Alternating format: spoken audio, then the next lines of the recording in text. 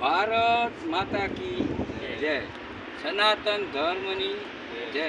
આપણે મનુષ્ય જન્મ આપણે ભારત ભૂમિમાં જડ્યો છે, તો મનુષ્ય જન્મમાં આપણું મનુષ્ય જન્મ શું છે એ આપણે સમજવાનું છે.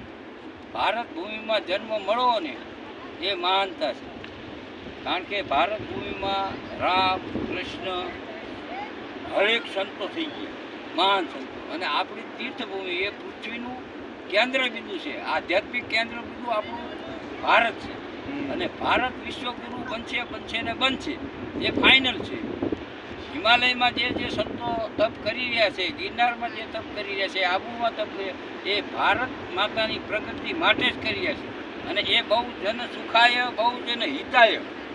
આજે આપણે કહેવાય કે તપ કરે સાધુ અહીંયા બેઠા બેઠા, પણ એ વાઇબ્રેશનો એટલા કામ કરે ને કે આખા વિશ્વમાં થઈ અને ભારતના જે આપણા ઓલા છે ને એને કેન્દ્ર બિંદુ છે આપણું. એટલે ત્યાંથી એ ધર્મનો આપણા સનાતન ધર્મની પ્રચાર થશે, પ્રગતિ થશે અને સનાતન ધર્મ વિશ્વ સ્વીકારશે, એ ફાઇનલ છે. કારણ કે ભારત માતા આપણી જે છે એ આધ્યાત્મિક ભૂમિ છે. ત્યાં હિમાલય જુઓ તો હિમાલય, કૈલાસ જુઓ તો કૈલાસ, ત્યાં શંકર ભગવાનની ભૂમિ છે. બરાબર? એટલે બ્રહ્મા વિષ્ણુ ને મહેશ એ આપણા ભારત દેશનું સંચાલન કરીએ.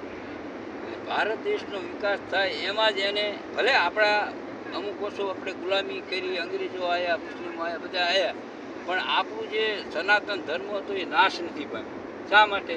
કે આપણી ગીતા, રામાયણ, ભાગવત, આપણા શાસ્ત્રો, ઉપનિષદો, આ આપણું જે છે એ સત્ય અને સનાતન છે.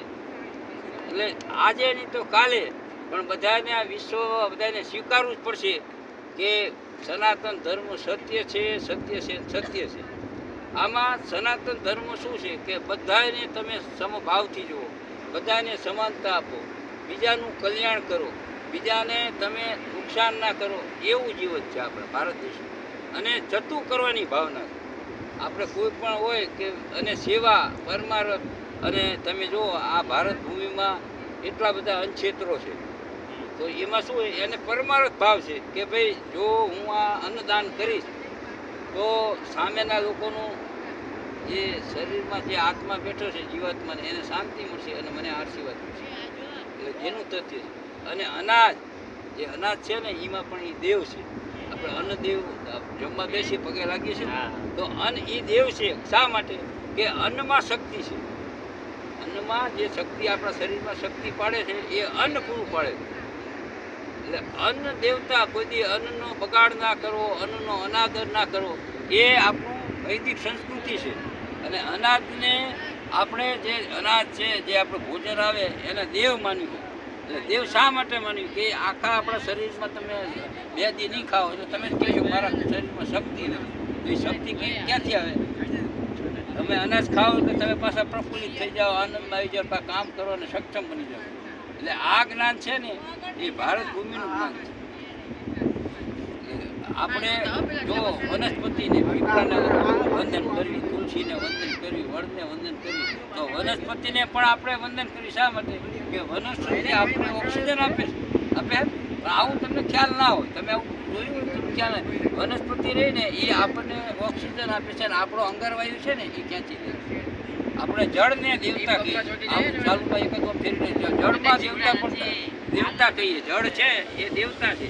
દરિયાને પણ આપણે વંદન કરીએ છીએ, નદીને પણ વંદન કરીએ છીએ, અને સરોવરને પણ વંદન કરીએ, અને કોઈ વાવ કૂવો એને આપણે વંદન કરીએ. શા માટે? કે જળ દેવતા છે. જળથી આપણું જીવન છે. આ જે સંસ્કૃતિ ભારતની છે ઊંચામાં ઊંચી છે.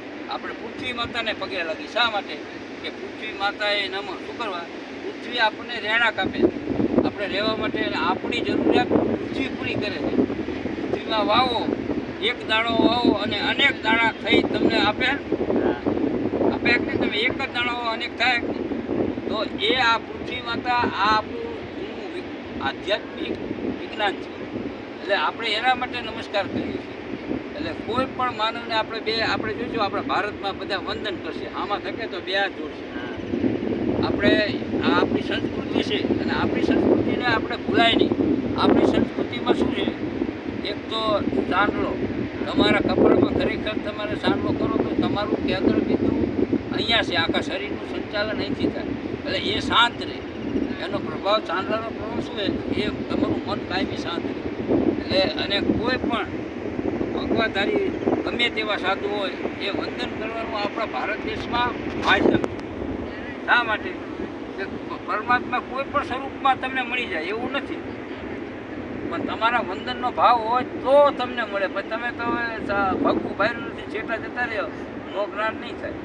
એટલે ઈશ્વરને ભજવા માટે તમારે પોતાને સ્વયં ભજન કરવું, તમારા દુર્ગુણો ત્યાગવા પડશે, તમારા જે દોષો હોય એ તમારે જોઈને તમારે ત્યાગવાના. કોઈ માન સંત છે ને આમ હાથ મૂકશે ને તોય તમારું કલ્યાણ નહીં થાય, તમારે સ્વયં સુધરવું. આપ મુવા સિવાય સ્વર્ગે ના જવાય, આપણે મરી તો જ આપણે સ્વર્ગે જઈએ. એવી રીતે આપણે જે આપણી મમતા, આસક્તિ, મોહ સંસારના છે એને ત્યાગ કરવાનો. સંસારનો ત્યાગ એટલે અહીંથી ઘર બાર છોડીને ત્યાગ નતો, પણ તમારી જે આસક્તિ, મોહ, મમતા છે ને એનો ત્યાગ કરી અને હરિ ભજન તરફ તમારે પ્રયાણ કરવાનું કે હું હરિનો હરિ મારા, હરિ કરે મમ હિત છે. અને હરિની શરણાગતિ સ્વીકારી પ્રભુને રોજ પ્રાર્થના કરવાની, રોજ પ્રભુને ધન્યવાદ દેવાનો. હે પરમાત્મા, એ મને જો મારા શરીરની આ રચના કરી છે, મારો ખોરાક તું પચાવે, મને નીંદર તું અપાવે, મને તું જ્ઞાન, બુદ્ધિ, બળ આપે અને મારા શરીરમાં ચાલવાની શક્તિ પણ તું આપે, મારું લોહી પણ તું શુદ્ધ કરે અને સમય થાય ત્યારે મળમૂત્રનો પણ ત્યાગ તું કરાવે. એટલે પરમાત્માને જેટલું તમે ધન્યવાદ આપો ને એટલા ઓછા છે. એટલે પરમાત્માને જો પરમાત્મા આપણને અત્યારે આ સૂર્ય રૂપે પ્રકાશ આપી રહ્યો છે, એટલે પરમાત્માનો આભાર માનો એટલો ઓછો છે. એટલે આપણું મનુષ્ય જન્મ મળ્યો છે, એટલે પરમાત્માનું ભજન કરવા માટે મળ્યો છે એવો દૃઢ સંકલ્પ કરશો તો જ તમે ભજન કરી શકશો. આજ કરું કાલ કરું, દિવસો વીતી જાય છે અને જિંદગી ઓછી થાય છે. એટલે હંમેશા પરમાત્માને યાદ કરી અને પરમાત્માને ધન્યવાદ દેવાનું રાખજો. હરિઓમ હરિઓમ હરિઓમ હરિઓમ.